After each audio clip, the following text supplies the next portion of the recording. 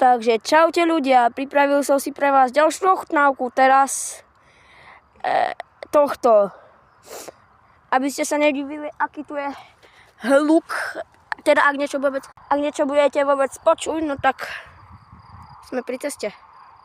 Cesta. Tam nejdem, pretože tam má človek auto. A špezetku ešte nechcem nikomu ukazovať. No, ideme k tej ochutnávke. Otvor to!